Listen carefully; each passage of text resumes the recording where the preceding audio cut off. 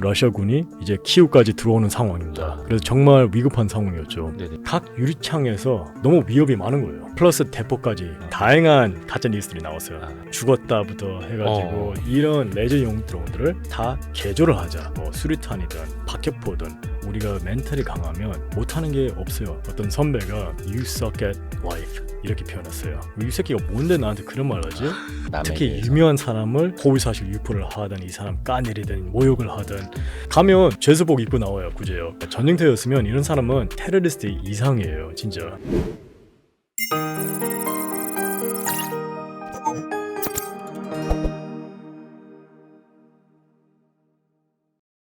언제나 악이 승리하는 이유는 선이 늘 뒷짐지고 서 있기 때문이다. 네. 이게 에드먼드 버크의 말이라고 네, 하는데 맞습니다. 실제로 되게- 좀 악이 더 많다고 생각을 하세요? 그럼요. 예. 근데 여기서 그 명언은 이제 영어잖아요. 오리지널이. 예. 네, 우리 그 군인들이 많이 쓰는 명언입니다. 뭐냐면 우리가 항상 그런 마인드셋을 갖고 있어요. 착한 사람을 도와줘야 된다. 근데 우리 같은 사람들이 안 도와주면 네. 그 행동 자체가 나쁜 행동이다. 그래서 전 세계를 보면 테러리스트들도 많고 정말 나쁜 범죄자들도 많고 근데 이런 사람들이 민간인을 많이 죽인다. 근데 전 세계 사회가 가만히 있으면 그 자체도 안 좋은 행동이에요. 그래서 우리 같은 사람들이 들어와서 도와줘야 됩니다. 근데 그 방법이 전쟁은 뭐 어쩔 수 없이 우리도 사람을 죽여야 되는 상황이 돼버려요. 그러면 우리도 들어가서 테러리스트를 죽여야 되는 상황이 됩니다. 어쩔 수 없이. 어쩔 수 없이요. 그러니까 평소에도 그런 생각을 많이 갖고 계시는 거예요? 그럼요. 예. 약간 불의를 보면 못 참으시고 몸이 먼저 반응하고 막 이런 겁니까? 항상 뭐 그렇지는 않은데 네. 근데 빨리 분석하고 예. 상황을 파악하고 그리고 빨리 행동을 하는 게 중요합니다. 그래서 그런 능력이 있어요. 근데 그게 어떤 뭐 전투의 현장일 수도 있는 거고 네네. 일상생활일 수도 있는 거고 그렇죠. 예. 일상생활에서도 그게 막 이렇게 나오면 좀 살아가는데 불편할 수도 있지 않습니까? 네, 맞아요. 예. 근데 보통 우리가 이제 전쟁터에서는 빨리 액션을 안 하면 우리가 죽을 수가 있잖아요. 아니면 인질이 죽을 수가 있어요. 그래서 빨리 액션을 해야 되는데 근데 또 분석을 빨리 해야 되는 상황이 생깁니다. 그래서 그런 트레이닝을 많이 해요. 실전을 위해서. 근데 그게 거의 뭐라 해야 되나 좀 자동으로 네, 바로 또 튀어나오게끔 되는 거예요. 맞아요. 예. 그래서 우크라이나 가신 거예요. 예, 그것도 제가 순식간에 갔어요. 물론 아예 생각 고민할 거 없이 없이? 간 건 아니에요. 나름대로 제가 또 상황을 분석하고 또 왜 가야 되는지 어떤 임무를 수행해야 되는지 이런 거 다 생각해서 액션을 한 겁니다. 물론 이제 우크라이나에 다녀오셔서 좀 법의 판결을 받았습니다. 맞습니다. 물론 이제 좀 집행이 유예되는 네. 거기는 했습니다만 어찌됐든 간에 여권법 위반 유죄입니다. 예, 집행유예. 예. 마음 아프지 않으세요? 근데 괜찮습니다. 왜냐하면 저도 이제 돌아오면 처벌 받을 거라고 생각했기 때문에 각오하고 또 책임진다고 했기 때문에 괜찮습니다. 후회 안 하세요? 전혀요.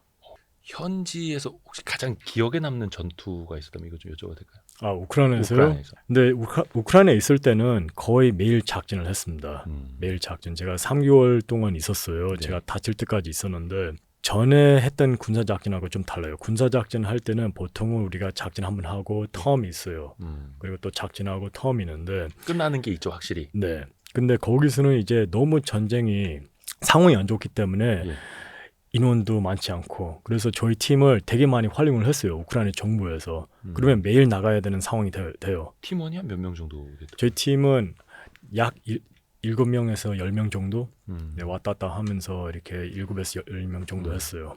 보니까 거의 시가전 많이 하셨더라고요. 처음에는 시가전 많이 했어요. 그러니까 첫 한 달 동안은 그 수도권에서 전투를 많이 했습니다. 그러니까 정확하게 말하면 이르핀, 그러니까 키우 말고 이르핀에서 전투를 많이 했는데 거기가 이제 이르핀을 잃어버리면 그러면 러시아군이 이제 키우까지 들어오는 상황입니다. 그래서 정말 위급한 상황이었죠. 네네네. 그래서 거기서 이제 한 달 내내 시가전을 했죠. 근데 열심히 싸워가지고 우크라이나 군인들도 국제 군단 우리 같은 군인들 열심히 싸워가지고 러시아군이 철수를 했어요. 수도권에서. 그러면서 이제 저희 팀은 남쪽으로 내려갔습니다. 그때부터는 다 이제 야지에서 전투를 하는 거예요. 야지에서. 그러니까 시가전에서 완전 야지로. 완전 이제 사방이 다 트인 곳에서 네, 맞아요. 환경이 완전 달라진 거네요. 맞아요. 그것도 그렇고 또 우리나라도 시골에 가면 오픈 필드가 되게 많잖아요. 네네네. 예, 우크라이나도 마찬가지. 지형이 되게 다양합니다. 어. 그래서 오픈 필드에서 싸우는 것도 되게 어려워요. 요새는 또 드론도 많다 보니까 아. 오픈 필드에서는 침투하기가 어렵잖아요. 우리가 아무래도 다 이제 보이니까. 숨어서 들어야 되니까.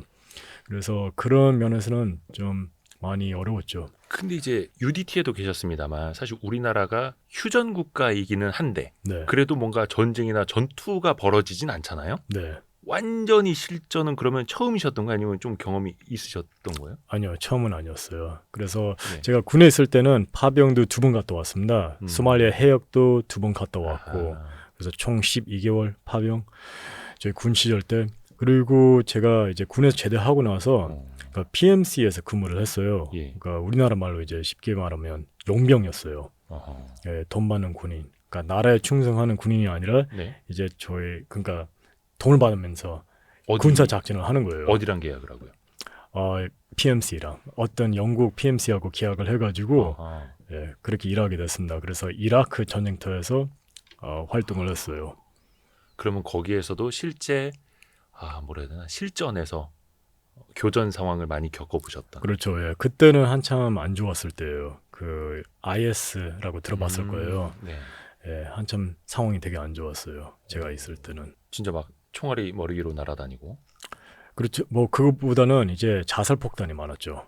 그리고 우크라이나는 좀 달랐던 게 이제 말했던 총알이 머리 옆에 왔다 갔다 하는 경우도 핑핑 되게 날아다니고. 많고 그다음에 대포도 되게 많았고 그래서 또 알다시피 드론도 되게 많고 그래서 정말 다양한 환경이었습니다. 완전 입체전. 가장 위험했던 순간은 언제였어요? 겁나 많은데 겁나 근데 많아요. 근데 하나가 정말 기억에 남는 게 제가 이제 대포에 맞을 뻔했어요. 저랑 저희 다른 동료들하고 한 곳에 있다가 10초 뒤에 그러니까 우크라이나 군인들하고 얘기하기 위해서 예. 잠깐 이동을 했어요. 네. 그래서 10초 뒤에 우리가 있었던 자리에 대포가 떨어진 거죠. 그래서 그 대포라는 게 이게 엄청 커요. 탄이 엄청 커가지고 땅을 보면 그냥 큰 구멍이 있었어요. 그래서 예, 아마 우리 시체도 없었을 거예요. 거기에 맞았으면 그 정도였는데 근데 그런 거 보면 많이 겸손하게 돼요. 아무리 군인이 뛰어나도 아무리 뭐 평생 훈련을 했어도 아무리 경험이 많아도 재수 없으면 한 방에 가는 거예요. 한 방에. 아무리 훈련이 돼 있어도. 그렇죠. 예. 그게 전형입니다. 재수 없으면 그렇게 가는 거예요. 그러니까 실력은 기본이고 체력도 기본이고 네. 운도 따라줘야 하는 거고. 네. 근데 어떻게 보면은 거기 더 오래 계셨으면 여기 안 계셨을 수도 있는 거고. 그럴 수도 있고 아니면 어떤 분들은 도착했는데 예. 첫날에 죽는 사람도 있어요. 그냥 첫날에. 또 그런 경우도 있어요. 저도 그 우크라이나 도착해서 이제 얼마 안 돼가지고 이제 첫 작전에 나가는데 네. 그때는 이제 트럭 타고 어느 정도 자산 침투를 했어요. 자산 침투하고 트럭에서 내려가지고 또 육상 침투를 했어요. 근데 트럭 타고 들어가는데 트럭 타면서도 우리가 대포 소리를 들었어요. 그래서 그런 생각이 들죠. 재수 없으면 우리 트럭이 대포에 맞아가지고 전투하기 전에 그냥 죽겠다. 그러니까 상대방한테 첫날에. 그 움직이는 트럭은 더 잘 보일 거 아니에요. 그럴 수도 있고 예. 그래서 그래서 일단은 감안하고 그냥 들어가는 거고. 그래서 우리도 이제 머리 쓰는 거죠. 트럭을 이제 쭉 이제 타겟까지 가는 게 아니라 예. 트럭을 어느 지점까지 가서 이제 거기서 또 내리고 그 다음에 걸어 들어가는 거죠. 조용히. 그러면 그 넓은 평원하고 시가전하고 네. 어떤 게 더 어려우시던가요? 둘 다 되게 어려운데 네. 스타일이 많이 다르잖아요. 네네. 일단 저한테는 재밌는 것은 시가전이 더 재밌어요. 네, 왜냐하면 근접 전투를 하다 보니까 그리고 시가전은 좀 더 다이내믹하다고 볼 수도 있고 네. 그리고 또 더 어려운 게 많이 있어요. 예를 들어 시내에 들어가면 그러면 높은 건물들이 많잖아요. 네네. 아파트도 많고 그다음에 뭐 오피스텔도 있고 뭐 여러 네. 가지 건물들이 있는데 근데 각 유리창에서 누가 숨을 수도 있잖아요. 그렇죠, 그렇죠. 적익수가 있을 수도 있고 그래서 너무 위협이 많은 거예요. 그렇죠. 항상 찝찝한 거예요. 플러스 대포까지 떨어지고 있어요. 그래서 그런 면에서는 되게 어렵죠. 근데 또 우리가 또 숨을 수 있는 곳도 있죠. 만약에 대포가 많이 떨어지면 어느 건물에 들어가고 또 우리도 마찬가지 건물에 들어가서 어떤 유리창 또는 유리창 밑에 우리가 또 하나 쓰는 전술이 구멍을 만들어요. 망치 갖고 이제 벽돌 좀 깨가지고 네. 왜냐면 유리창에서 총 쏘면 우리가 발각될 수도 있으니까. 네네네.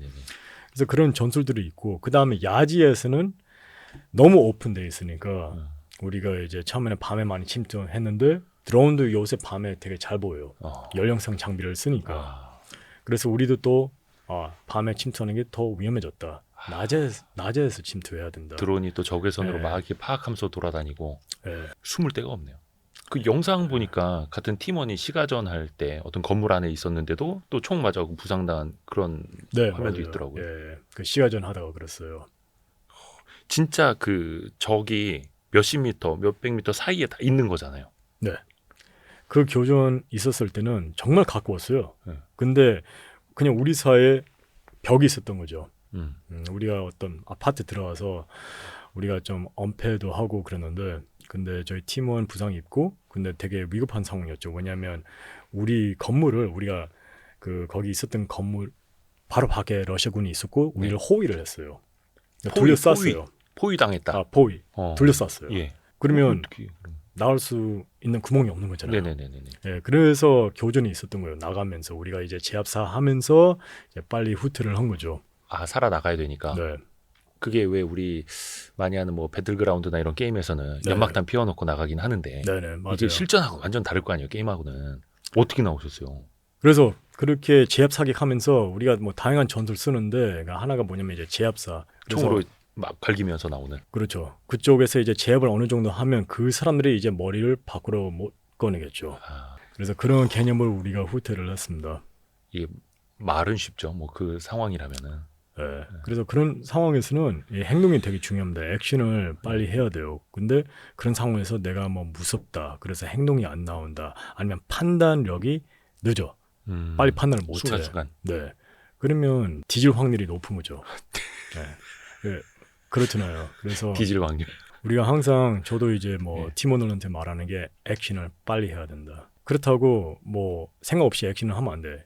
왜냐하면 어떤 위협이 있다고 생각했는데 생각 없이 쏴 죽였어요. 근데 알고 보니까 민간인이야. 그러면 안 되잖아요. 그렇죠. 너무 어려운 상황이잖아요. 순간순간이. 네. 그래서 전쟁이 어려워요. 또 그 평원에서는 러시아 전차도 상대하셨다 하더라고요. 네. 우리 전차가 보이면 어떻게 해야 돼요? 뭐 우리가 표현하는 게 탱크 헌팅. 예, 탱크 탱크를 헌팅. 사냥한다. 그래서 뭐 러시아군에서는 탱크도 많이 사용했고 탱크는 이제 우리나라 말로 전차 또는 이제 장갑차. 네. 장갑차도 많이 사용을 했는데 근데 우리 같은 특수부대는 대전차 무기를 갖고 들어가요. 작전할 때. 예. 그래서 그런 뭐 차량이나 장갑차나 아니면 대전차를 보면 그러면 우리가 박살을 내죠. 그래서 다양한 대전차 무기를 갖고 들어갑니다. 어떻게 보면 7명에서 10명 사이에서 네. 본인들 소총부터 시작을 해서 몇 가지를 챙겨 다닐 텐데 네. 그거를 다 그러면 이고 지고 다니는 거예요. 다 휴대는 하지 않지만 뭐 기본적으로 우리 소총, 주병기죠. 그다음에 권총, 보조병기, 그다음에 뭐 수류탄하고 뭐 다양한 장비를 갖고 들어가는데 근데 몇 명은 이제 대전차 무기를 갖고 들어갑니다. 그래서 어떤 임무는 그냥 임무 자체가 이 대전차를 이제 박살내야 된다. 그래서 거기에 맞는 병기를 갖고 들어가겠죠. 근데 어떤 임무는 우리가 예를 들어 그냥 특수정찰, 정보 수집하러 들어가는데 혹시나 우리가 대전차를 만나게 되면 어떤 무기가 있어야 되겠죠. 그렇죠. 그래서 혹시나 때문에 갖고 들어가는 경우도 있어요. 그 뭐 예를 들어서 파이어 앤 포겟 방식으로 쏘는 것도 있고 네. 실제로 그런 게 되게 유용하던가요? 네, 뭐 제블린 얘기하는 예. 것 같은데 fire and forget라는 뜻이 이제 쏘고 나서 그냥 우리 그냥 론처를 뭐 떨어뜨리고 우리는 후퇴하면 도망갈 수 있는. 된다. 맞아요. 제블린이 그런 개념이에요. 제블린은 한번 락이 걸리면 네. 그러면 그 타겟은 그냥 죽는다고 생각해야 돼요. 제가 락 쫓아가니까. 걸리면. 그렇죠. 미사일입니다. 로켓가 아니에요. 근데 그걸 이제 개인이서 간편히 쏠 수 있는. 네. 근데 이제 저는 되게 궁금한 게 그 현장에서 곳곳에 또 7명, 10명 뭐 이렇게 돌아다니는 팀이 한두 팀이 있는 것도 아니고 작은 탄부터 시작해서 그게 다 보급이 현장에 어떻게 다 잘 이루어질까 이게 되게 궁금하더라고요. 식량도 당연하고. 네. 일단 신기한 게 탄, 병기하고 그다음에 우리 식량은 지원 되게 잘 됐어요. 모든 국제 군단, 의용군이 다 보급을 잘 받은 건 아니에요. 그래서 되게 다양한 군인들이 있었는데 근데 우리는 이제 그 국방정보국 이하에 있는 특수부대였어요. 네네네. 그래서 지원이 되게 좋았어요. 예, 그런 면에서 되게 감사했는데 근데 우리가 받았던 병기는 그 CZ 브랜드2라고 예, 어느 나라에서 지원해줘가지고 네. 신병기를 받았어요. 완전 뉴한 거. 오픈. 그러니까 좀 우리가 흔히 볼 수 있는 총기는 아니고. 맞아요. 근데 완전 최신 병기였어요. 제가 아예 새 박스를 오픈해가지고 그 병기를 테스팅부터 해가지고 0점 잡고 그리고 바로 전장에 갖고 들어왔습니다. 그 최신 병기라는 게 좀 좋은 의미입니까? 아니면 좀 안 좋은 의미입니까? 최신 병기는 아주 좋은 의미죠. 아 그래요? 예. 왜냐하면 다른 그 의용군들은 그 옛날에 그 사용했던 AK-47 엄청 허접한 러시아에 많고. 컨디션도 안 좋고 예. 병기도 컨디션이 좋아야 돼요. 잘 관리를 했어야 되는데 그렇죠. 근데 컨디션도 안 좋고 또 병기도 안 좋고 그래서 다른 의용군들은 그런 병기를 받았어요. 탄도 많이 못 받고 네네네.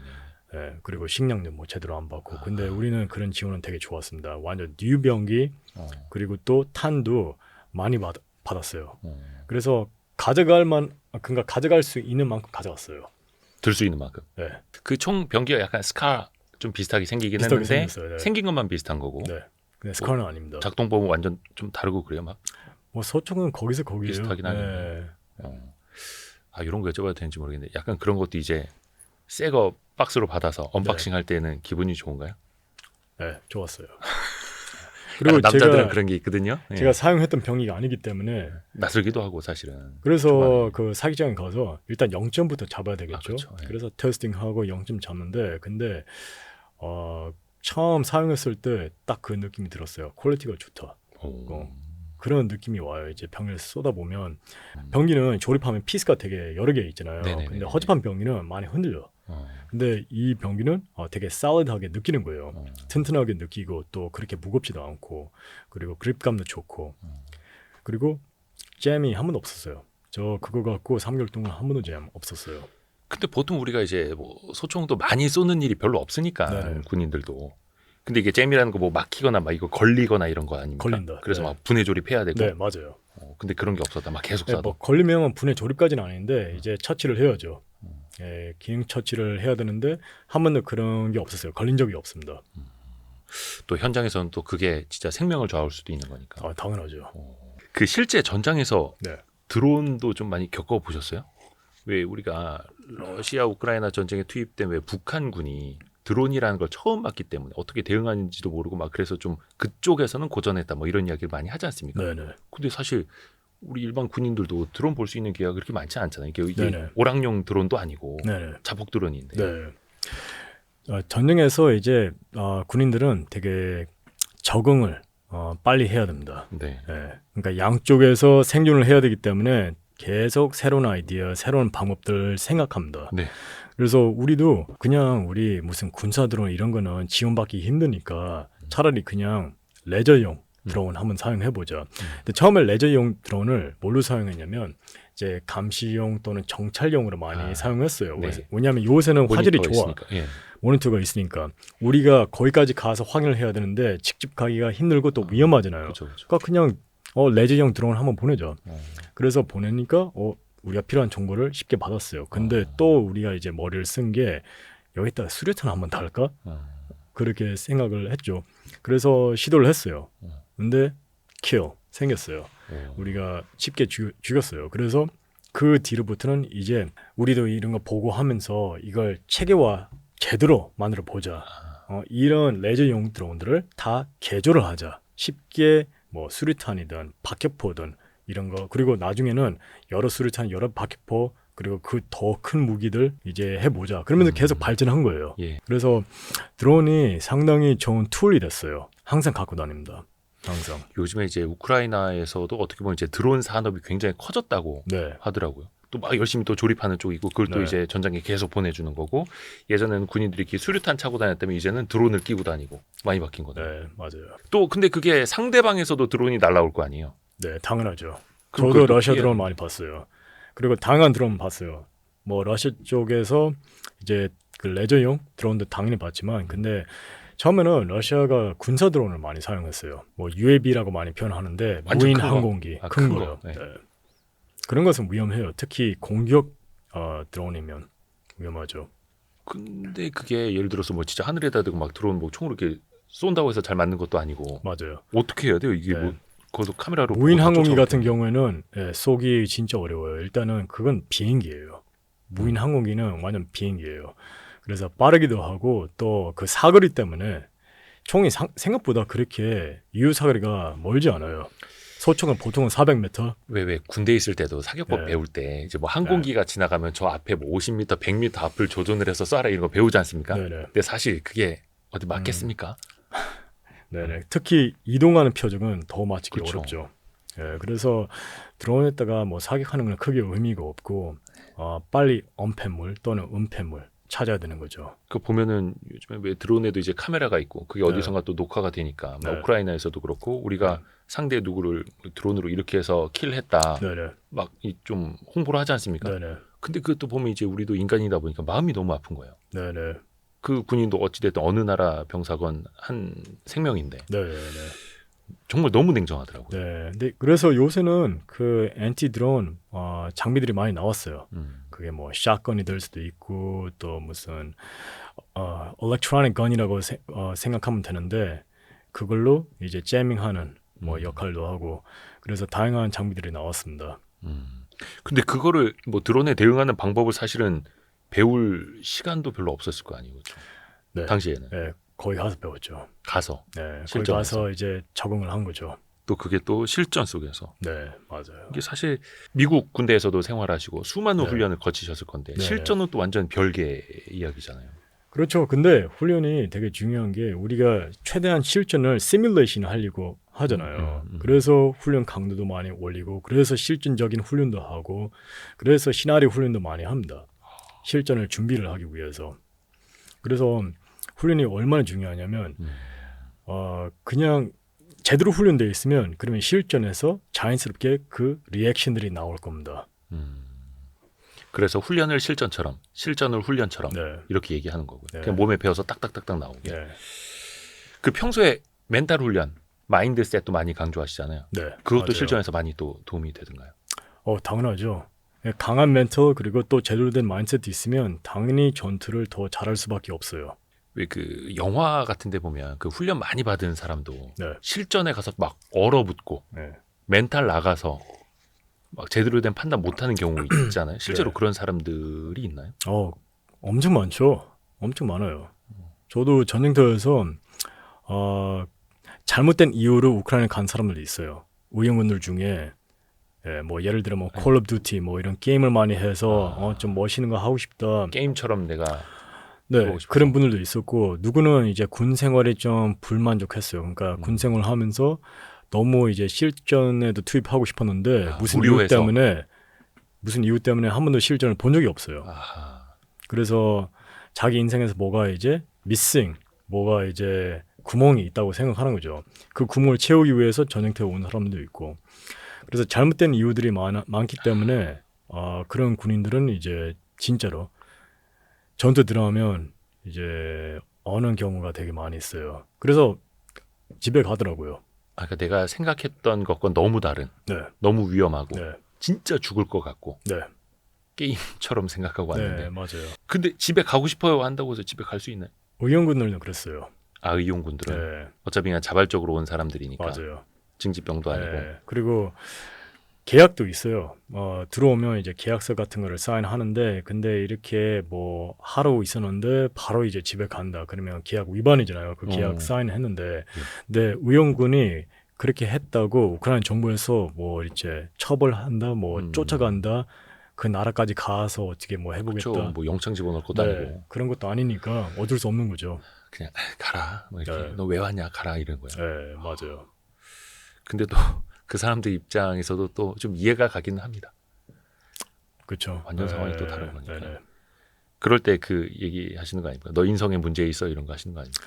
근데 저는 그런 분들, 저는 저희 팀원들 다 선발했어요. 직접. 제가 인터뷰하고 선발을 했기 때문에 그래서 저희 팀원들은 다 괜찮았어요. 다 제가 일부러 뭐 특수부대 출신 또는 뭐 전투 경험이 많은 사람들 또 스킬 세트가 있는 사람들 뽑았어요. 근데 다른 뭐 이제 부대, 다른 뭐 팀, 다른 군인들 이렇게 도망치는 거 제가 본 거죠. 왜냐하면 전쟁터에 나가 있으면 그러면 우리 팀은 뭐 우리만의 임무가 있지만 근데 이제 이동을 하다 보면 다른 군인들 보게 돼요. 또 어떤 전투에 들어가는데 다른 세력을 보게 됩니다. 아군 세력. 그래서 그럴 때 좀 이상한 사람을 많이 봤죠. 또 이게 안 겪어본 사람 네. 입장에서는 또 알기가 힘들죠. 네. 우리가 사격 훈련 아무리 열심히 한다고 해도 진짜 실전 들어가면 총 다 이렇게 쏜다지 않습니까? 무서워가지고 네, 차 못 들어서 이렇게 쏜다고. 그 실제 우크라이나 현지 병력의 수준은 좀 어떻든가요? 일단은 우크라이나 군인들 그 마인드세트가 정말 대단합니다. 정말 대단해요. 그 우크라이나 전쟁 터지기 전에 그 아프간에서 이제 안 좋은 상황이 터져가지고 아프간 군인들이 그냥 철수를 해버렸어요. 자기 나라인데 그냥 철수해버렸어요. 대통령도 도망치고 또 아프간 군인들 철수하고 미군들이 엄청 열심히 교육해줬는데 왜? 탈레반이 무서워가지고 탈레반이 접근하니까 그냥 철수해버렸어요. 근데 우크라이나 같은 경우에는 러시아가 온다고 다 알고 있었잖아요. 그렇죠? 네. 근데 우크라이나 군인들이 철수하지 않고 그리고 정말 열심히 싸웠어요. 그래서 그 수도권이 해방이 된 거예요. 그래서 이르핀도 해방이 됐어요. 너무 열심히 싸워가지고 러시아도 놀랐어. 러시아는 금방 나라를 잡는다고 생각했어요. 얼마 안 걸릴 거라고. 전쟁이 금방 끝난다고. 근데 지금도 전쟁하고 있잖아요. 그러게요. 우크라이나 군인들이 열심히 싸우고 있기 때문에 예. 아주 용감한 군인들입니다. 그래서 어떤 마인드세트냐면 이 사람들은 그냥 재수 없으면 죽는 거고 내가 운 좋으면 그러면 나는 계속 싸운다. 끝까지. 그냥 그런 마인드세트를 갖고 있더라고요. 그러니까 전쟁이 끝날 때까지 혹은 내가 죽을 때까지 싸우겠다. 네. 목숨 걸고 네. 조국을 위해서. 네. 그렇죠. 이게 나라가 또 침공을 당하면 네. 평소랑은 또 다른 마인드가 나오겠죠. 네. 그래서 그런 마인드세트가 왜 중요하냐. 우크라이나가 러시아에 비해서는 당연히 더 약한 나라죠. 예. 당연히. 예. 게임도 안 되죠. 그런데 그 마인드세트 때문에 버티는 거예요. 이게 아무리 좋은 무기를 줘도 미국이 많이 지원했어요. 맞아요. 네. 네. 근데 아프간 군인들도 미군들이 훈련시키고 장비도 다 주고 그렇게 했잖아요. 근데 네. 바로 철수잖아요. 싸우지도 않고 그냥 바로 철수해버렸어요. 아, 마인드세트 차이입니다. 그러니까 러시아 군인들은 뭐 도망갔다는 이야기들 많이 나왔었고, 네. 물론 우크라이나에서도 준비되지 않은 군인들도 좀 있겠죠. 예. 네. 군대는 워낙 큰 조직이기 때문에 어느 조직을 가든 이상한 사람들 또 이제 겁쟁이들 많죠. 근데 대부분으로 볼 때는 아주 용감한 대단한 군인들입니다. 체력 문제로 또 이렇게 뭐라 해야 되나 좀 낙오하는 경우도 있을 거 아니에요. 네. 또 현장에서는 또 잘 먹어야 되고 네. 회복도 잘 해야 되는데 막 네. 밤에 잠도 제대로 못 잘 거 아닙니까? 네. 전장에서는. 네. 그럼 더 막 고갈될 수밖에 없을 거고 더 예민해지고. 더 예민해지고 네. 막 신경 곤두세워지고 네. 당연하죠. 내가 내일 아침에 네. 죽을 수도 있다라는 이런 생각이. 맞아요. 근데 어느 정도 전쟁터에서 제대로 싸우려 그러면 그런 걸 좀 받아들여야 돼. 내가 죽을 수 있다. 내가 내일 죽을 수 있고 내일 모레 오늘 죽을 수 있다. 그런 생각을 좀 갖고 있어야 돼요. 안 그러면 제대로 못 싸워. 내가 너무 죽기 싫다. 그러면 집에 가야 돼요. 그러니까 누구나 진짜 다 죽기 싫죠. 사직생의 각오로 해야 되는 거예요. 이근 대위님도 가족이 있잖아요. 그렇죠. 가장이고. 네. 저 가족 있는 상태에서 전쟁터 갔어요. 저는 잃을 게 겁나 많았어요. 나는 한국에 내 인생이 있고 나 한국에 내 이름을 사업도 만들었어요. 있고. 내 네. 사업 있어요. 내 브랜드를 만들었어요. 네. 가족이 있어요. 이럴 게 겁나 많아. 그래서 팀원들도 다 놀랐어요. 왜 왔냐. 약간 그래서 초반에 쇼하러 간다. 영상 찍으러 간다. 네. 이런 얘기 많이 들으셨잖아요. 맞아요. 왜냐하면 근데 당연히 그런 반응이 나올 수밖에 없어요. 왜냐하면 사람이라는 게 이게 꼭 한국 사람만 아니야. 인간이라는 게 질투가 많아요. 질투도 많고 그리고 자기보다 대단한 사람을 못 받아들여. 그래서 어떻게 해서 깎아내려야 돼. 그래서 저는 정말 한 사람이라도 더 살기 위해서 우크라이나를 갔는데 그걸 못 받아들여. 인간이라는 게. 약간 뭐라 해야 되냐. 조금 이근 대위님이 굉장히 특이하시기는 해요. 그렇죠. 그런 결정을 네, 하고 맞아요. 그걸 또 행동으로 옮길 수 있는 사람이 몇이 되겠습니까? 네. 그래서 그 가짜 뉴스 아마 들었을 거예요. 폴란드에서 영화 촬영하고 있다. 아. 이게 감독 데려왔다. 이근 대위가 사람을 살리기 위해서 진짜로 전쟁터에서 진짜로 목숨 걸고 싸우고 있다. 이거는 못 받아들여 사람들이. 그래서 어떻게 해서든 거짓말을 생산을 해야 돼요. 그게 처음에 뭐였냐면 폴란드에서 영화 촬영하고 있다. 그렇죠. 네. 그 뒤로 이제 다양한 가짜 뉴스들이 나왔어요. 나 뭐 죽었다부터 해가지고 되게 많았죠. 동양 사람 3명 찾았는데 그것도 내가 유리제에서 썼던 HK416 병기도 찾았다. 그래서 뭐 어떤 기지에서 내가 폭격당했다. 맞아. 그리고 뭐 유튜브 촬영하러 갔다. 그 현지에서 그 소식을 알 수는 있었어요? 그럼요. 예. 스타링크 있잖아요. 아 스타링크. 네. 항상 인터넷 있지는 않았어요. 근데 예. 스타링크 설치했을 때는 인터넷가 터져가지고 오우 쉣. 그러니까 오랜만에 핸드폰 보잖아요. 네. 계속 작진해야 되고. 근데 우리가 뭐 재보급 해야 된다. 음. 또는 우리 뭐 이제 식사 시간에 우리 스타링크 뭐 설치해가지고 한번 봤다. 나도 내 그 가족한테 또 연락도 가끔씩은 해야 되니까 네. 내가 살아있는 것도 알려줘야 되고. 네. 근데 와 다른 거 떠나서 fucking 가짜 뉴스가 겁나 많이 나온 거예요. 그래서 어느 정도 예상은 했지만 내 예상이 너무 정확했어요. 역시 배 아픈 사람들 많다. 또 워낙 이근대님이 화제의 인물이다 보니까 네. 화제의 중심에 있었고 당시에 네. 또 너무나 특수한 상황이었고 네. 가족분들의 반응은 어땠어요? 그 우크라이나에 간다고 할 때 저 미친놈이래요. 누가요? 가족분들 그냥 뭐 어머니, 아버지 그리고 또 저희 와이프랑 와이프 부모님 다 저를 되게 이상하게 생각했죠. 그쵸 정상적으로 보는 게 그게 네. 더 쉽지 않죠. 처음에 농담하는 줄 알았대요. 근데 나는 그 당시에 시간 낭비할 수 있는 상황이 아니었습니다. 왜냐하면 전쟁터를 가는 거잖아요. 그리고 또 나는 최악의 케이스를 생각해요. 예를 들어 가면 나한테 좋은 장비 안 줄 것 같아. 딱 봐도 뻔해. 지금 위급한 상황이잖아요. 뭘 의용군을 챙겨. 오케이 총 정도 주겠지. 총, 탄. 근데 나만의 이제 전술 장비 이런 거는 내가 다 챙겨 가야 된다고 생각했어요. 그래서 나도 그러면 갈 거면 꼼꼼히 챙겨 가야 돼요. 네네네. 그래서 시간 낭비할 수 있는 상황도 아니었고 내가 와이프 뭐 설득 또는 뭐 이렇게 설명 무슨 그런 여유가 없었어요. 네. 그래서 그냥 내 펠리컨 케이스에 내 장비를 다 놓고 또 더블 체크하고 내가 뭐 빠뜨린 게 있는지 없는지 그 상황에서 이제 와이프도 그거 보면서 아 진짜구나. 진짜 저 사람 준비를 미쳤다. 하고구나. 미쳤다. 어디 그냥 하는 말이 캠핑가 이렇게 아니구나. 봤는데 막 무기 같은 거 챙기고. 근데 나는 설명도 하기 싫은 거야. 물론 해야지. 설명해야 되는데 못 받아들일 거, 못 이해할 거라고 알고 있어요. 그럼 어디 뭐 이혼하고 갈 수는 없잖아요. 그래도 내 신념을 어느 정도 이해를 나중에 할 거라고 생각했죠. 나중에. 네, 나중에. 허락보다 용서가 빠르다. 그렇죠. 예. 아니 그러니까 가족들은 거의 뭐 전장에 나가 계신 동안 뜬 눈으로 밤을 새우거나 네, 오늘은 살았나 죽었나 거의 네. 엄청 걱정하셨을 거 아니에요. 특히 뭐 부모님도 그렇고. 그렇죠. 그리고 또 어떻게 보면 물론 좋은 마음으로 갔죠. 이제 큰 그림을 보고 사람을 살리기 위해서 또 러시아군 상대로 이제 싸우고. 근데 보통은 사람들 어떻게 생각하냐면 네. 자기 가족 지키는 게 임무다. 음. 그렇게 생각하잖아요. 그것도 당연히 맞는 얘기고. 네. 네. 근데 우리나라는 이제 안전하고 그리고 내 가족은 일단 안전한 데 있으니까 내가 지금 위험한 데 가서 싸워야 된다. 근데 그걸 잘 이해를 못 하는 아 거죠. 그렇죠. 아니 하다못해 진짜 이근대위 사망했다는 뉴스가 나왔는데 네. 보시는 부모님은 어떻겠어요? 그렇죠. 당장 연락도 안 되고 네, 하면. 맞아요. 되게 마음도 아프고 잠도 못 자고 고통스럽죠. 매일매일 고통스러워요. 저는 이제 외국에서 싸우고 있지만 위험하지만 나도 힘들지만 근데 가족분들도 걱정하고 있을 생각에. 힘들어요. 그냥 정신적으로 너무 힘든 그렇죠, 거예요. 그렇죠. 그래서 그런 면에서는 너무 미안하죠. 미안한 사람 같지가 않은데요. 그래도 어떻게 아팠는지는 알 것 같아요. 갔다 오셔서 어떻게 좀 등짝 스매싱 안 맞았습니까? 혼났죠. 많이 혼났죠. 너 이놈의 새끼야 기껏 키워놨더니. 네네. 근데 또 하기사 직업 군인이셨고 네. 또 그런 또 이제 정의감에 또 갔다 오셔서 대단하십니다. 저희가 네. 뭐라도 좀 응원을 좀 해드려야 되는데 줄 수 있는 건 저희가 이 YG 부스터밖에 없어가지고 건강기능식품 좀 드세요? 네, 그럼요. 이거 저희가 하는 건데 하나 드십시오. 이게 이거 활력에도 어떻게 좋고. 먹는 거예요? 요거 뚜껑에 네.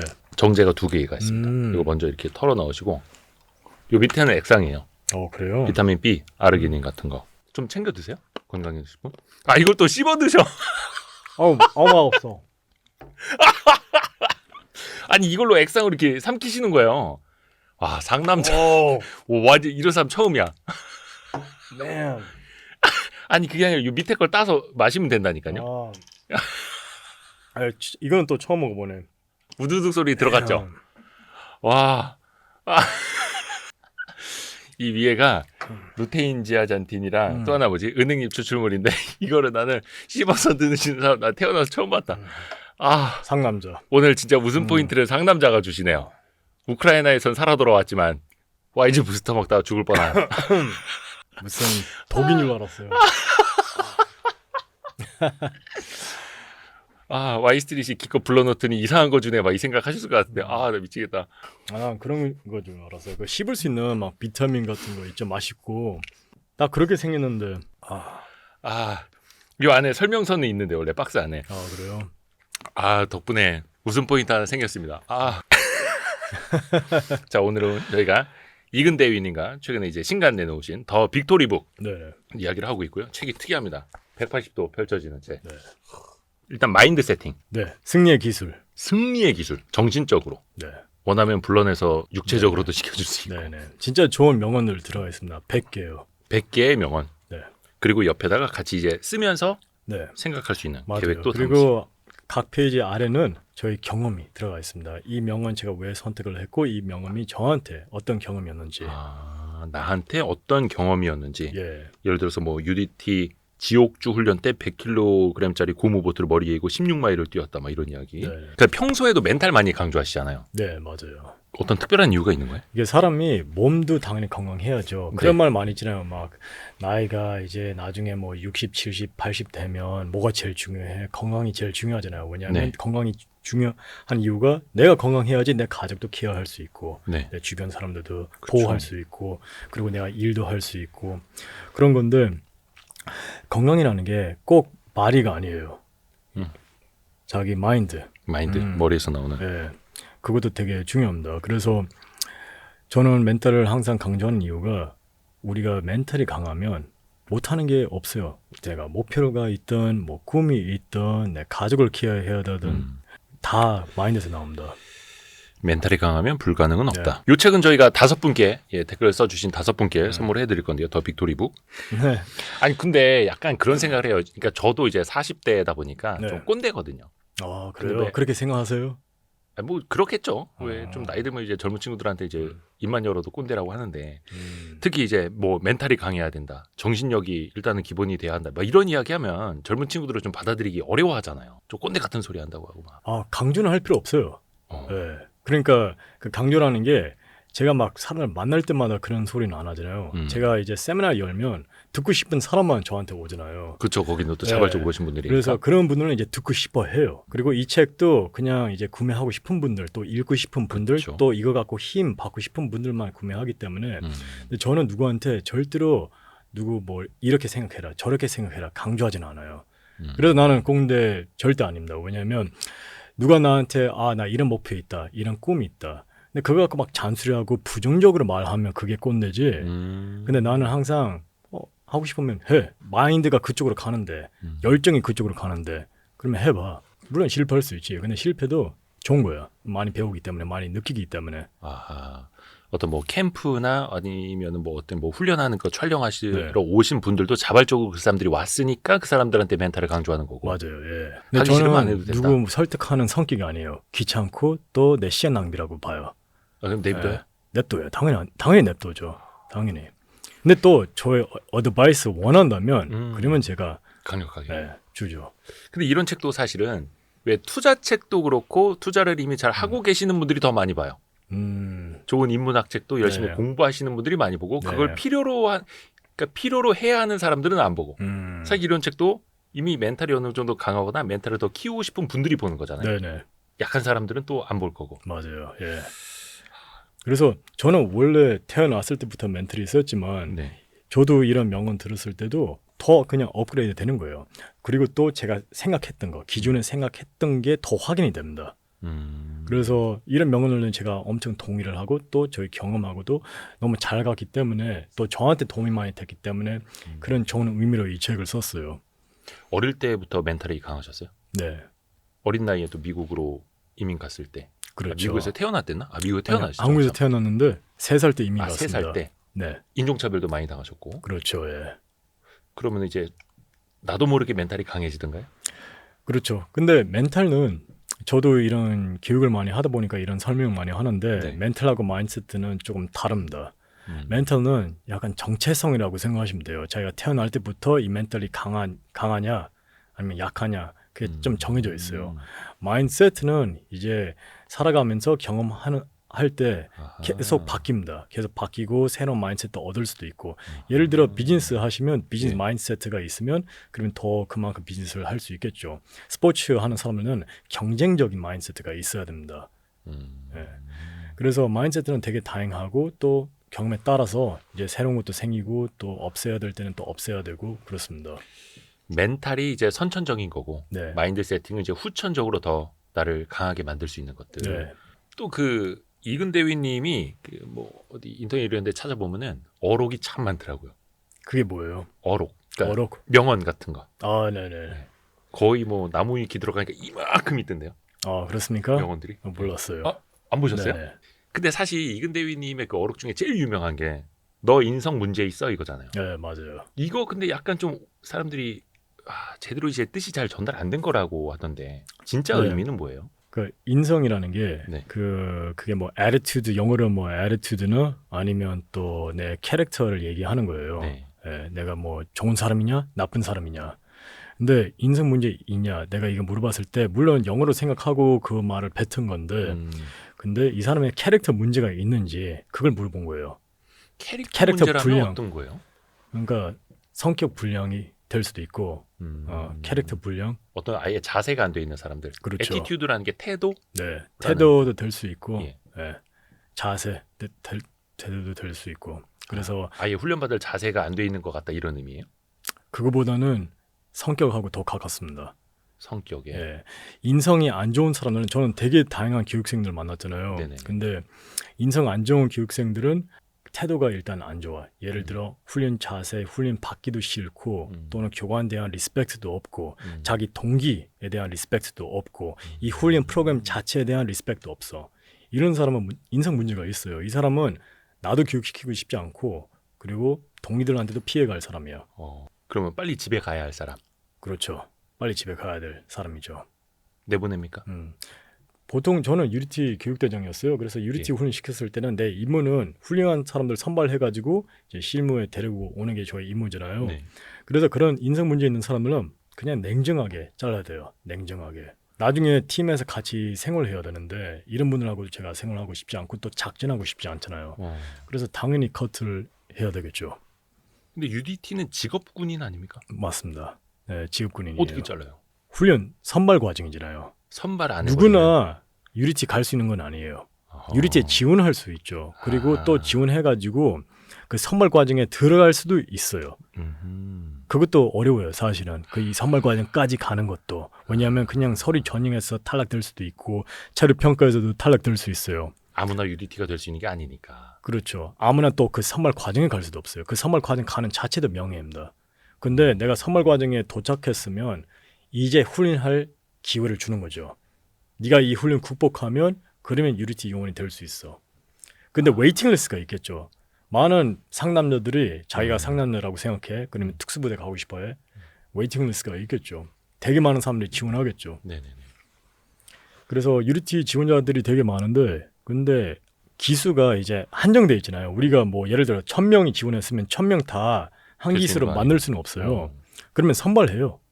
선발해가지고 오케이 이 100명 예를 들어 100명만 이제 이 선발 과정에 초대하겠다. 그러면 선발 과정에 들어와요. 그게 우리가 표현하는 해군 특수전 초급반이에요. 그 초급반이 6개월입니다. 6개월. 그러면 그 힘든 훈련 6개월 버텨야 돼요. 그래야지 UDT 요원이 될 수가 있습니다. 이 초급반이라고 하니까 참 귀여워 보이긴 한데 그 살벌한 거 아닙니까? 되게, 초급반도. 맞아요. 되게 힘든 훈련이죠. 초급반이. 근데 어차피 거기를 통과하지도 못할 거다. 그런 문제가 있는 그렇죠. 사람들은. 그래서 초급반에는 그 종이 있어요. 태교종. 예? 태교종. 태교종? 예, 종이 있어요. 땡땡땡. 퇴교. 네. 집에 갈랍니다. 종 그렇죠. 치는 거. 집에 보내주세요. 네. 그럼 그 치면 그냥 세 번 갈 수 있는 치면 거예요? 하나, 둘, 셋. 땡땡땡 이렇게 3번 나오면 그러면 그냥 태교 조치가 돼요. 그래 빠이빠이. 이러고. 집에 가는 게 아니라 그 일반 해군으로 가는 거죠. 특수부대는 안 돼요. 근데 그냥 일반 해군 가면은 뭐 좀 있다가 전역하는. 그렇죠. 자기 복무 기간 다 끝나고 그때 집에 가면 되죠. 맞다. 이런 거 여쭤봐도 되나 모르겠는데 군인들도 처우가 중요하지 않습니까? 목숨 걸고 네. 하는 일인데 네. 뭐 급여 수준이라든지 또 왜 이런 용병으로 가게 되면은 네. 어떻습니까? 이런 처우 대우가. 대우라면 경제적으로. 그러면 돈요? 그렇죠. 돈 얘기하는 머니. 거죠. 일단은 유리티에 가고 싶으면 아예 돈에 관심이 없어야 돼요. 그 뜻이 뭐냐면 내가 월급 얼마나 받냐 이거 따지면 안 돼요. 유리티가 좋아서 또는 특수부대가 좋아서 가려고 하는 거지. 최고의 엘리트. 그러니까 어차피 미군들은 다 지원이잖아요. 의무 복무가 없잖아요. 네네네. 근데 우리나라는 이제 의무다 보니까 그런 사람들 많이 있어요. 어차피 내가 군대에 가야 되면 그러면 제일 빡센 데 가겠다. 제일 멋있는 데 가겠다. 그리고 또 그거 떠나서 뭐 나는 어차피 군대 갈 필요 없어요. 미군처럼. 저는 그랬어요. 저는 군대 안 가도 되는 사람이었어요. 미국에선. 네. 네. 제가 만약에 군대 가기 싫었다면 아예 한국 안 들어왔을 거예요. 그냥 미국에서 그냥 내 생활하면 되겠죠. 근데 저는 마인드세트가 뭐였냐면 나는 의무복무를 생각하지 않고 나는 그냥 내 직업으로 생각했어요. 내가 좋아서 가는 군인이란 거지. 직업. 그래서 나는 그 월급에 관심이 없었어요. 얼마나 줄 건지. 마찬가지 제가 우크라이나 갔을 때 나는 돈 아예 안 받을 거라고 생각했어요. 의용군이잖아요. 네네. 내가 지원해서 가는 거잖아요. 내가 도와주려고 가는 거잖아요. 쉽게 말하면 봉사활동. 그러면 제가 우크라이나 군에서 나한테 돈 얼마나 줄까? 이런 생각을 한 적 없고 마찬가지 제가 유리티 갔을 때 내가 장비로서 얼마나 월급 받을까? 생각한 적이 없어요. 그래서 대우를 뭐 크게 생각 안 했죠. 돈은. 그러면 질문한 네. 제가 뭐가 됩니까? 아, 농담입니다. 아니, 농담이고. 당연히 물어볼 수 있죠. 아니, 근데 이제 당연히. 그 수준이 궁금한 거예요. 네. 목숨 걸고 예를 들어서 아까도 영국 뭐 PMC 네. 용병도 가고 하는데 그때는 돈 따졌죠. 왜냐하면 나라에 충성하는 군인이 아니었어요. 거기 완전 이제 프로로서 가는. 그렇죠. 내 경력으로 이제 들어간 건데 이제 용병들은 돈이 되게 중요하죠. 그래서 이런 거죠. 이 임무 나한테 했으면 좋겠대. 그러면 이 미션 하면 돈 얼마나 줄 거야? 이 사람 죽이는 걸 원해? 또는 이 사람 경호하는 걸 원해? 계약으로 딱. 그러면 계약을 해야죠. 그러니까 왜 러시아에도 그런 용병 부대 많지 않습니까? 예전에 뭐 프리고진 이런 것처럼. 네, 그 완전히 돈으로 움직이는 거고. 그렇죠. 그걸로 또 이제 엄청난 또 군사 또 움직여야 되니까. 네. 그 몸값이라고 생각하면 돼요. 그 연예인들 또는 뭐 이렇게 유명한 사람들 출연료가 있잖아요. 예, 예. 이 드라마에 나왔으면 좋겠다. 출연료 얼마? 나도 마찬가지예요. 이 미션을 했으면 좋겠다. 오케이. 리스크가 얼마나 위험해. 그리고 얼마나 오래 걸려. 그리고 또 얼마나 내 손이 많이 가. 얼마나 복잡해. 거기에 따라서 제가 금액을 부르겠죠. 그건 완전히 이제 계약 관계로 프로로서 하는 것과 네. 그리고 이제 정의를 위해서 하는 거는 또 이제 다른 거고요. 네. 근데 그런 건 있어요. 그 유리티가 아무리 좋아서 이제 간 것도 있지만, 근데 월급이 너무 적으면 그러면 일반 생활하는 생활이 안 되죠. 자체가 힘들 수가 그럼요. 있잖아요. 그렇죠. 집에 월급 갖다 줘야죠. 네. 그래서 옛날에는 되게 월급이 예. 되게 작았어요. 되게 작은데 지금은 조금 좋아졌어요. 근데 저도 기억하는 게 제가 대위였을 때는 300 못 찍었던 것 같아요. 되게 적었어요. 네, 그래서 뭐 밖에서 이제 숙소 뭐 좀 괜찮은 오피스텔 강남에 그냥 오피스텔 그래도 200만 원이잖아요. 한 달에. 힘들죠. 그렇죠. 근데 우리 월급이 200대가 되면 그러면 그런 오피스텔 들어갈 수가 없겠죠. 물론 저는 진에서 근무했으니까 거기는 이제 물가가 훨씬 더 싸죠. 서울보다. 그래서 저는 이제 원룸에서도 살고 그리고 또 군에서 지원하는 그 장교 기숙사. 장교 아파트. 예, 장교 기숙사. 총각들은 이제 기숙사에서 살고 가족이 있으면 아파트. 예. 그래서 그런 데서 생활했죠. 근데 이거는 또 의무적으로 하는 것과 프로로서 하는 것과 또 목숨을 걸고 또 정의를 위해서 하는 거는 다 이제 또 다르고. 네. 이 책의 앞부분에 보니까 이근대위님 어릴 적이었나 학교 다닐 때였나 인생에 딱 한마디로 인해서 바뀐 게 있다 하더라고요. 대학교 다니면서요? 미국에서. 예. 네. 좀 기억에 남는 명언들이 몇 개 있는데 이건 네. 사실은 명언보다는 완전 모욕하는 말이었어요. 그래서 그 하나가 뭐였냐면 제가 대학교 들어갔을 때 어떤 선배가 그냥 1년 선배밖에 안 됐어요. 1년 선배인데 근데 You suck at life 이렇게 표현했어요. You suck at life. 뭐 망한 인생이라는 건 뭐예요? 아니요. 그러니까 you suck at basketball이라고 표현하면 그럼 너는 농구를 존나 못한다. 네. 아니면 족같이 한다. 뭐 이런 뜻이잖아요. 예. You suck at life도 그런 의미입니다. 인생에서. You suck at life. 이걸 이제 책에서는 인생을 존나 못한다. 인생 이런 개판이다 뜻이거든요. 이렇게 번역을 하셨더라고요. 예. 인생이 개판이다. 예. 근데 더 웃기게 말하면 예. 인생을 못한다. 정확하게 번역하면 인생을 못한다. 이게 웃기잖아요. 그 말이. 네. 농구를 못한다. 이거는 말이 되잖아요. 근데 인생을 못한다. 어색하잖아요. 네. 근데 영어로 그렇게 표현을 한 거죠. 대학교 You 때. suck at life. 대학교 때. 대학교 때. 물론 이제 그 상황을 우리는 잘 모르니까 이해가 잘 안 되긴 합니다만 그 말을 듣고 어떻게 반응을 근데 하시나요? 그게 어떤 상황이었냐면 룸 인스펙션이었어요. 네. 저는 군사대학교를 나왔잖아요. 그러면 방 점검 있잖아요. 민간 대학교에서는 누가 방 점검해요? 뭐 점호 시가처럼 점호 때 점하고 좀 달라요. 청소 상태 보고 막 네. 평소에 예, 평소에 룸 인스펙션이 있어요. 우리 방을 이제 점검하는 거예요. 네. 그러면 되게 엄격하게 점검해요. 막 흰색 장갑 껴가지고 막 먼지 있는지 선반 위에 없는지 먼지 쓱 하고 말하는 거. 뭐 그렇게 하는 건데, 근데 그거 떠나서 저는 왜 막 이런 거 저런 거 칼 잡아야 되는지 잘 이해가 안 됐어요. 왜 칼각? 왜 침대를 칼각 잡아야 되는지, 왜 책이 막 제일 높은 것부터 해가지고 툭 이렇게 막 작은 것까지 해야 되는지, 왜 옷이 아주 이제 예쁘게 걸려 있어야 되는지, 네. 또 옷도 왜 이렇게 접고 서랍에 넣어야 되는지, 그냥 서랍에 쳐 집으면 되지. 그런 마인드셋이었어요. 저는 그냥 멘탈만 강했지, 막 처음부터 멘탈이 강했지. 근데 학교 처음에 입학했을 때는 그런 막 정리, 깔끔한 마인드셋은 없었어요. 근데 그 내가 그 싫어했던 그 선배가 그 말 했을 때 모욕으로 들렸지만, 근데 맞는 얘기였어요. 내가 좀 생각을 했어요. 이 새끼가 뭔데 나한테 그런 말 하지? 근데 맞는 말이었어요. 진짜 개판. 내가 뭐냐면 개판으로 산다고 하는데 내가 내 책상을 봤어. 내 침대를 봤어. 내 옷장을 봤어. 존나 한심하다. 존나 한심하다. 그때부터 좀 메타인지가 된 거네요. 그래서 나는 그 다음 날에 완전 에브리띵 칼처럼 잡아봤어요. 하루 만에. 하루 만에. 근데 왜 잡았냐면 이게 뭐가 그렇게 중요하지? 그래서 내가 해보자. 해봤는데 거기에 따라오는 혜택들이 진짜 많았어요. 이게 우리가 퇴근하면 또는 어디서 일 열심히 해가지고 출장 갔다 왔어. 자기 집에 가는데 진짜 무슨 특급 호텔 같아. 침대가 딱 칼 잡혀 있으면 기분 좋잖아요. 깔끔하죠. 좋잖아요. 예. 거기에 딱 좋게 릴렉스 할 수도 있고. 네네. 그런 느낌이에요. 책상이 완전 깔끔하게 정리되어 있으니까 그만큼 일도 더 열심히 할 수 있고 더 체계적으로 살 수도 있고. 요새는 우리가 또 페이퍼워크도 많잖아요. 저도 이제 회사 운영하니까 막 페이퍼워크가 장난 아니에요. 근데 철별로 다 정리가 되어 있으니까 더 효율적으로 제가 일을 할 수 있고 더 훨씬 더 시간 낭비하지 않아요. 시간을 아껴요. 체계적으로 살고 있기 때문에. 그리고 옷도 다 예쁘게 정리되어 있으니까 옷 선택하는 것도 쉽고, 오늘은 이거 입어야 되겠다, 저거 입어야 되겠다, 더 빠르게 입을 수도 있고. 그런 경우, 그러니까 또 전체적으로 또 기분이 좋은 거야. 그래서 따라오는 혜택들이 엄청 많고, 또 사람들이, 손님들이 내 집에 오면 다 놀려요. 되게 리스펙트를 많이 받아요. 그래서 우리가 살아가면서 그 이미지도 되게 중요하고, 또 프로페셔널 이미지를 주려고 하잖아요. 사람들한테 프로페셔널 이미지가 있으면 더 신뢰감이 가요.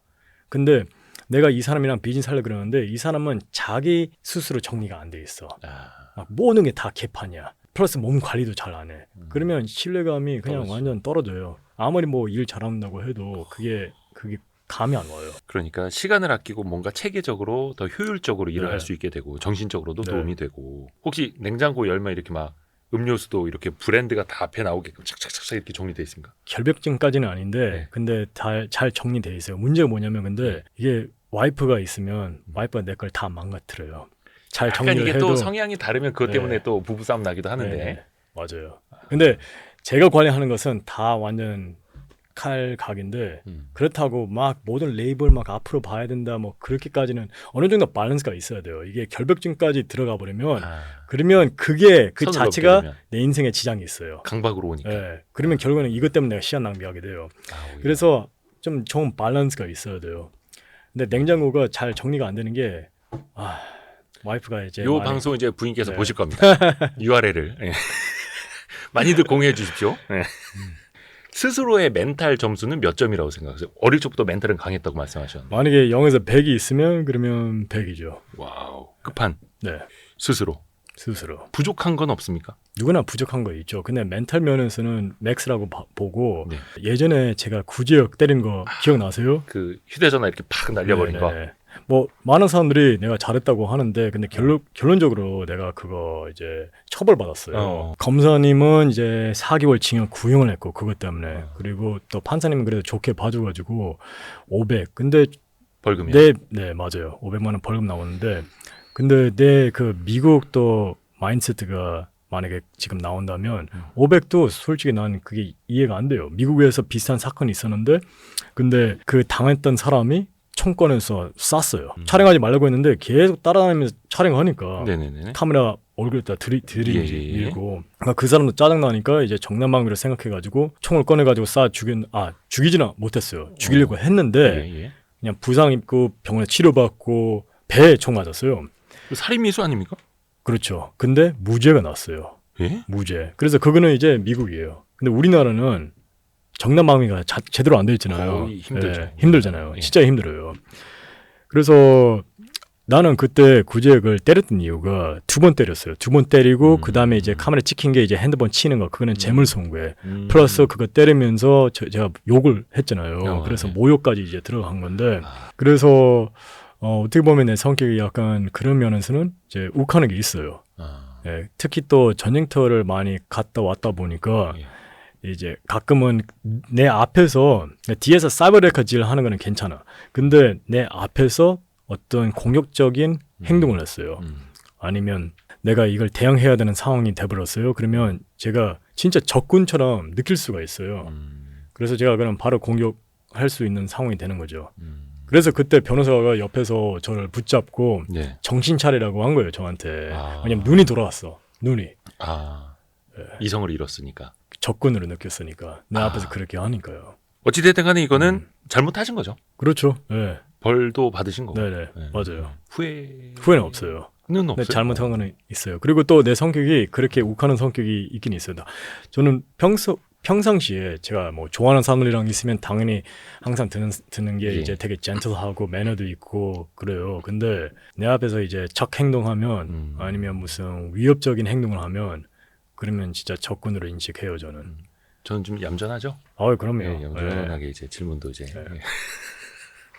약간 그런 거 좀 있다고 해요.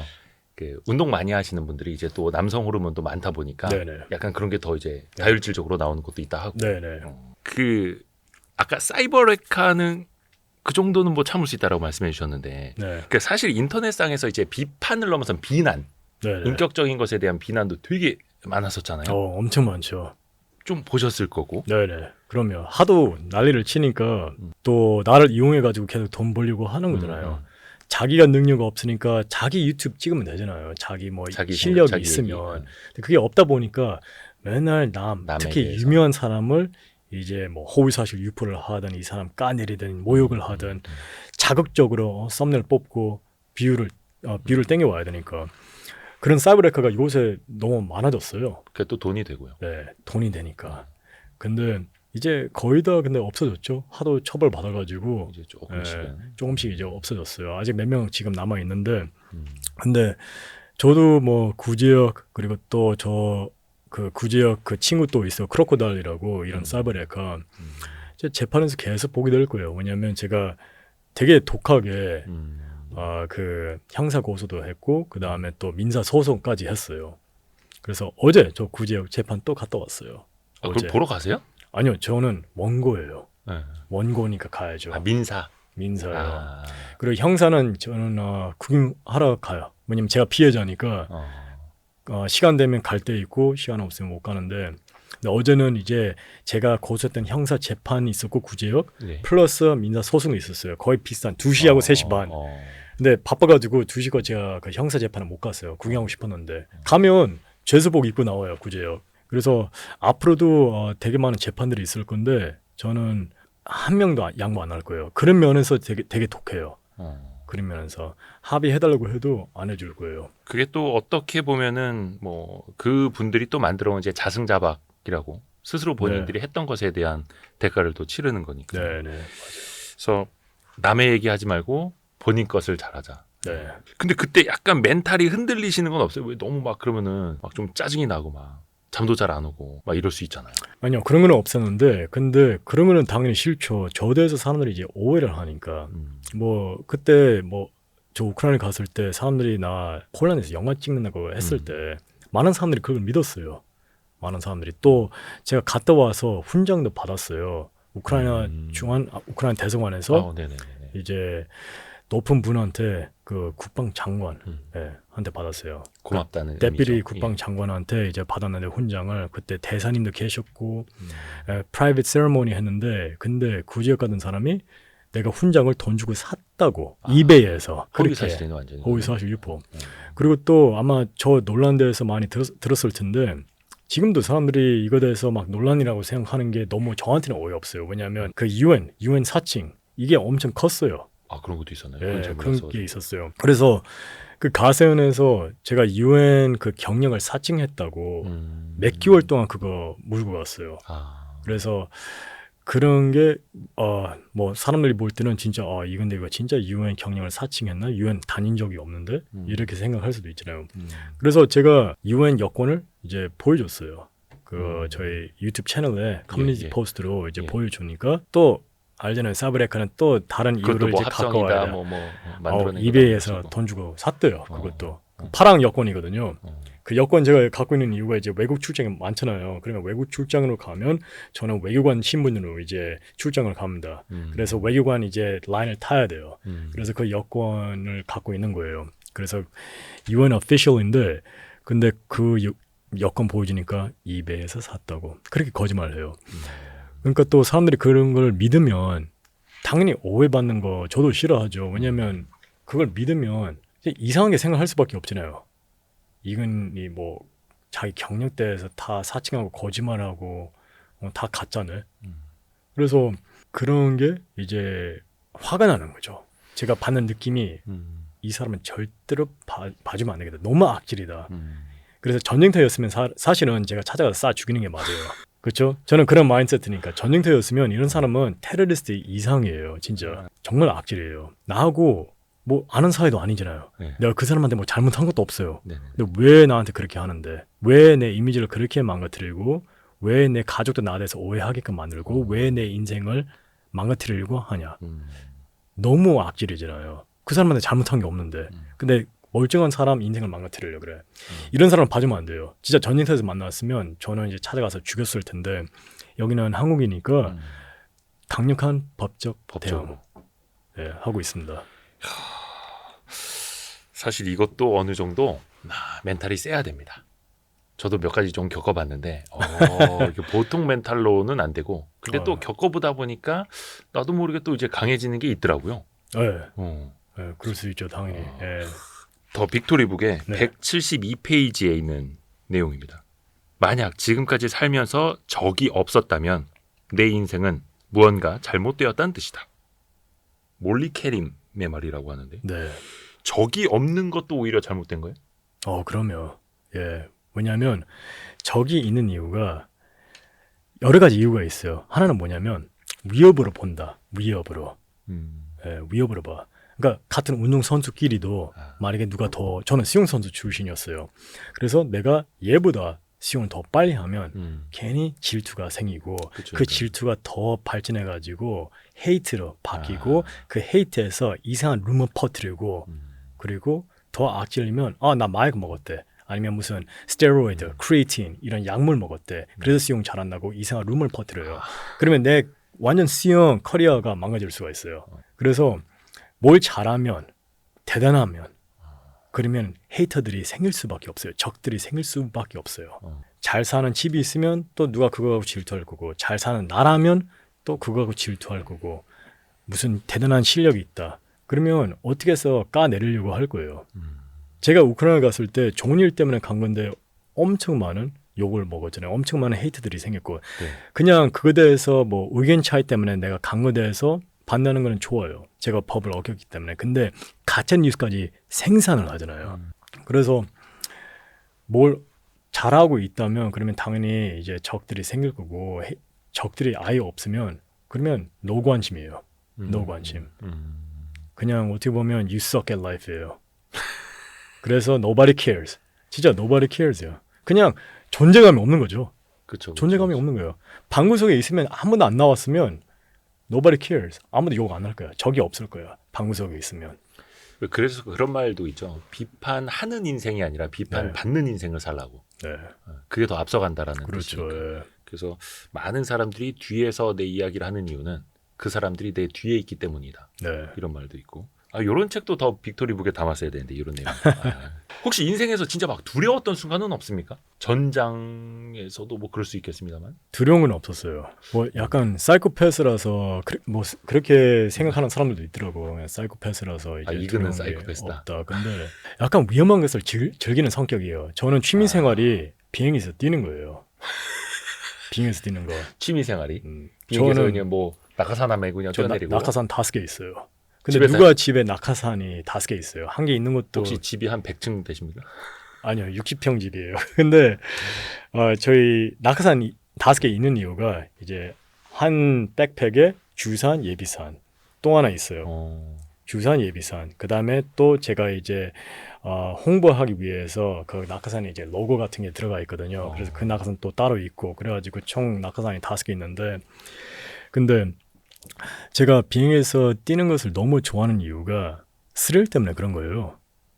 위험하기도 하고 또 스피드, 재밌고 아드레날린 그거 좀 즐기는 사람이에요. 그리고 또 제가 전쟁터 간 거는 뭐 이렇게 재미를 위해서 간 건 아닌데, 근데 그 로건이라고 있어요. 네. 유리티 출신 저랑 같이 우크라이나 갔었어요. 네. 그분이 뭐 아버지 수술 때문에 올해는 못 있었어요. 저랑 작전 딱 한 번 했었는데 그분이 이제 팟캐스트에서 그런 말 하더라고. 게스트랑 이근대위 전쟁터에서 봤는데, 전투하는 거 봤는데 아니 총알이 왔다 갔다 하는데 웃으면서 막 뛰어다녔다고. 그걸 즐기면서. 근데 로건이라는 말이 나올 만한 거 아닙니까? 네, 근데 로건이 뭐 그걸 막 나쁘게 얘기한 건 아닌데, 근데 그런 것도 필요하다. 그런 것도 필요하다. 즐기는 거. 어느 정도. 왜냐면 반대로 볼 때는 이 총알이 막 왔다 갔다 하는데 막 쫄아가지고 그 오징어 게임 혹시 보셨어요? 네네네. 시즌 2? 네네네. 그 해병대 출신이 막 쫄아가지고 움직이지도 못하고 맞아. 행동이 안 나오잖아요. 그 영화 속에서 강하늘 씨가 연기했던. 네. 그러면 진짜 동료들한테 피해 가는 거예요. 그쵸. 네, 같이 안 싸우면 총알 갖다 줘야 되니까. 네, 차라리 즐기는 게 낫겠죠. 어차피 위험한 상황이고 어차피 개판 상황이면 조금 즐기는 게 그 약간 좀 좋을 수 어떻게 있어요. 된 거 아닙니까? 아니, 그렇게 생각하지는 않는데요. 근데 사실은 근데 까놓고 말하면 제가 유리티에 갔던 이유가 그런 거 좋아서 간 거잖아요. 제가 비행기에서 뛰고 싶으니까. 100kg짜리 막 보트 이고 네. 막 입에 거품 나올 정도 훈련하고 있는데 힘든 훈련도 막 웃고 있는 즐기니까. 거야? 유리티 훈련 초급반 있죠. 되게 힘든 훈련이죠. 근데 저도 초급반에서 많이 웃어요. 즐거우니까. 그 동료들하고 막 그 힘든 훈련하는 거 그것도 즐겁고, 실무 가서 비행기에서 뛰는 거, 잠수하는 거, 폭파 훈련, 사격하는 거 즐겁죠. 전쟁터에서 러시아 같은 강한 군 그런 대상으로 이제 싸운다, 전투한다 즐겁죠. 이거는 그거네요. 약간 좀 이제 서울대 수석이 공부가 제일 재밌었어요 얘기하는 거랑 비슷한 거네요. 이해는 잘 안 갑니다만. 근데 그런 세계가 있다는 거. 그런 거 다 싫어하면 특수부대 가면 안 돼요. 그 참 보니까 이거 뭐지? 윙수트라고 하나요? 너무 비행기처럼 이거 윙수트 입고 그냥 네. 날아가는 거잖아요. 그거는 낙하산은 맞아요. 그래도 좀 속도라도 좀 낮죠. 속도는 적죠. 근데 윙수트는 막 시속 몇십 킬로, 막 100km 이상으로 날아가는 거 아닙니까? 맞아요. 예, 되게 빠르고, 그리고 또 이거는 이제 앞으로 전진하는 거잖아요. 네네. 보통 스카이다이빙, 물론 스카이다이빙도 자세에 따라서 전진할 수 있어요. 근데 윙슈트는 완전히 앞으로 전진하는 용도죠. 그래서 진짜 멀리 가요. 우리 항상 패턴을 만들어야 돼요. 그 패턴도 계획하고 그 다음에 실제로 패턴을 해요. 그 패턴이라는 게 이제 비행기처럼 어디 이동을 하는 거죠. 그리고 여기에 착지하겠다 이런 거 다 짜야 됩니다. 그 우리나라에서 하는 데가 있어요? 윙수트를? 일단 스카이다이빙은 우리나라에서 그 민간인들이 강할 수 있는 데가 한 곳밖에 없어요. 네, 그게 충주에 있어요. 스카이다이브 코리아라고 충주에 있는데, 거기에 이제 경비행기 타고 올라가서 강화를 하고, 또 일반인들은 체험 강화 하고 싶으면 교관하고 붙어서 체험 강화도 할 수 있어요. 네네네.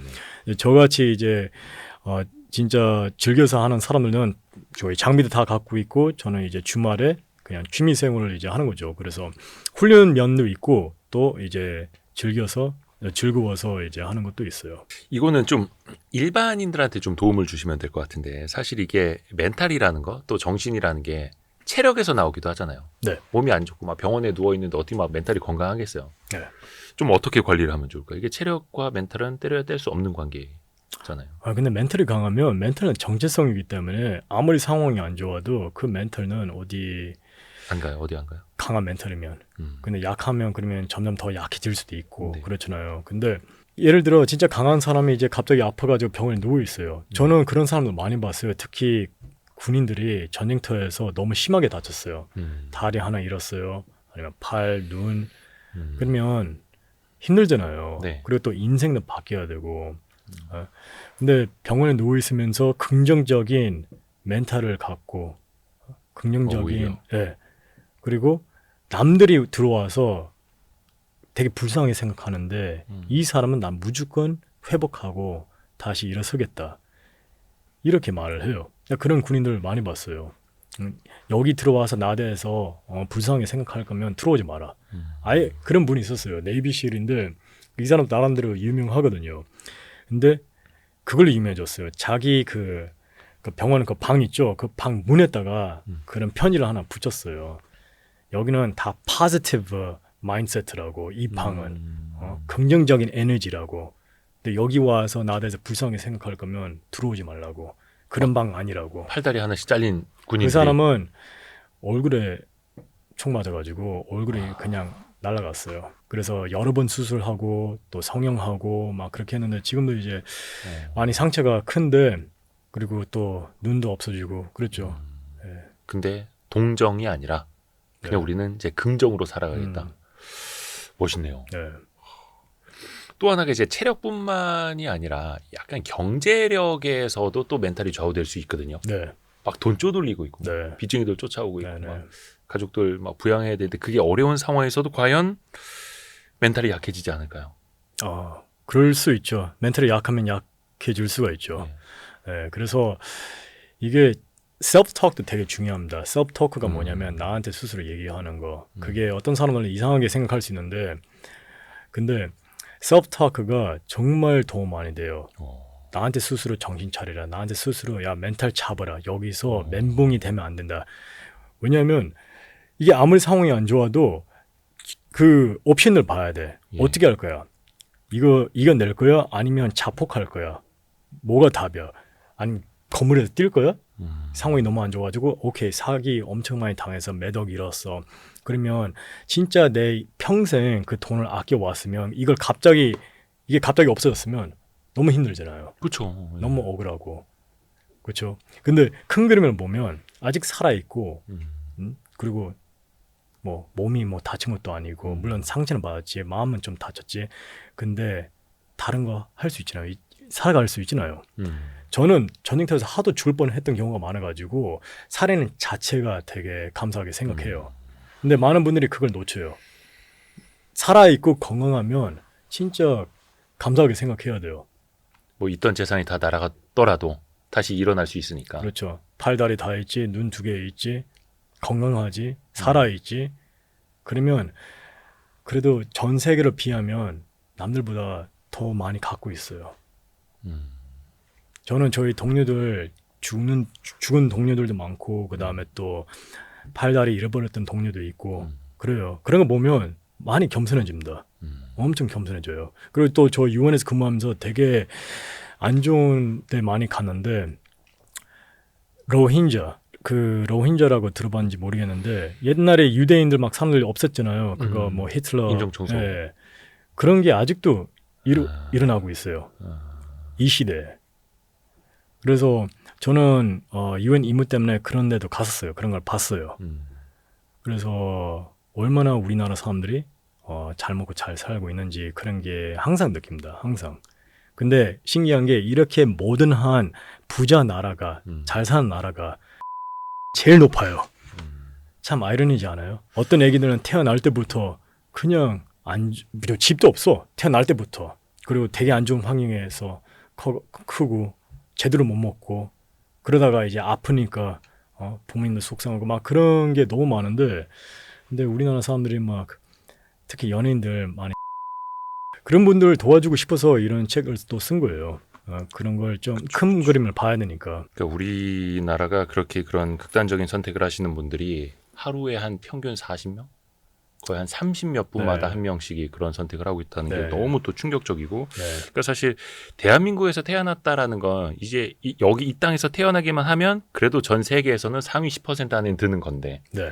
이 안에서도 다들 그렇게 또 힘들게 네. 살아가고 계시고 환경이 힘들다라기보다는 그 멘탈이 또 못 견디는 걸 수도 네. 있겠고 그래서 스스로 또 이제 강해지셔야 하는데 또 이근대위님의 이야기가 조금이라도 좀 도움이 됐으면 하는 바람입니다. 네. 네. 더 빅토리 북을 읽어보시면 되고요. 저희는 이제 댓글을 통해서 5분께 또 선물을 해드리겠습니다. 마지막으로 우리 구독자분들한테 좀 해주시고 싶은 말씀이 있다면요. 일단 여기 오게 돼서 너무 예. 영광입니다. 별 말씀을 또 너무 나와주셔서 재밌게 감사하죠. 이렇게 인터뷰해 주시는데 예. 시청자들 이렇게 재밌게 봤으면 좋겠습니다. 그리고 요거 하나 더 그럼 씹어 드실래요? 주세요. 농담입니다. 그리고 또 이 책을 만약에 읽게 되면 많은 도움이 됐으면 좋겠습니다. 항상 화이팅 하시고 예. 또 멋지게 살아가시길 바랍니다. 또 강인하게 또 힘차게 또 파이팅 하시기 바라겠습니다. 오늘 이근대위님이었습니다. 감사합니다. 감사합니다. 고생하셨습니다. 고생.